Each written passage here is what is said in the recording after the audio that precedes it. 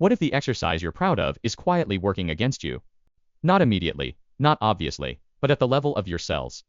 Because your body doesn't just burn calories. It chooses how to produce energy. And that choice changes everything. Think of your body like a city. Every movement you make, walking, running, lifting, requires energy. And that energy comes from two very different systems. One is clean, efficient, and built for long-term stability. The other is fast, explosive, and costly. Most people train both. But very few people understand which one they're reinforcing. And what that means over time. The first system is your mitochondrial system. This is your body's long-term energy engine. It uses oxygen to fully convert fuel, glucose, fat, even protein, into usable energy. The result? Stable output, minimal waste, high efficiency. It mainly produces carbon dioxide, water, and small amounts of reactive oxygen species. Now, here's something surprising. Those small amounts of stress are actually beneficial.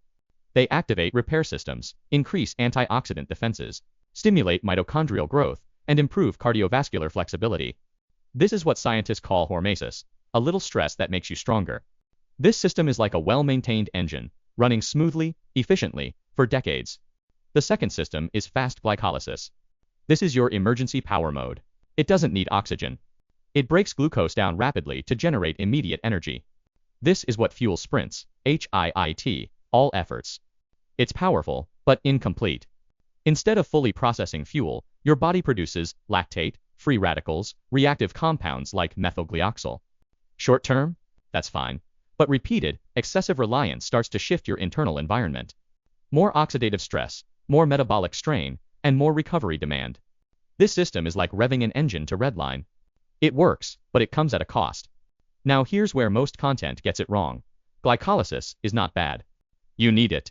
It improves performance, builds capacity, and even enhances mitochondrial function when used correctly.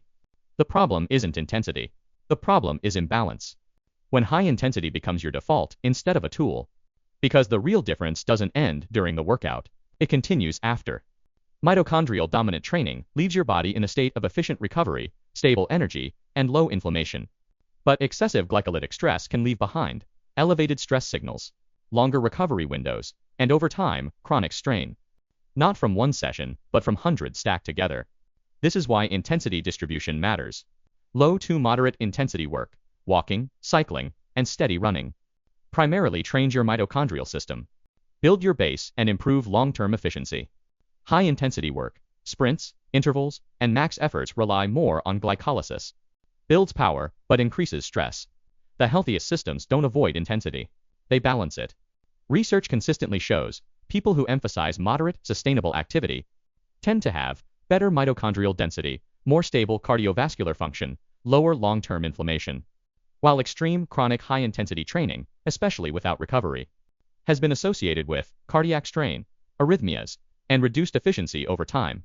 Not because intensity is dangerous, but because chronic overload is. So, the question isn't, how hard can you push? It's, what system are you building? Because every workout is a signal.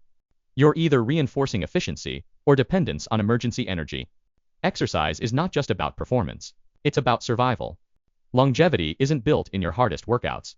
It's built in the ones you can repeat for the next 30 years.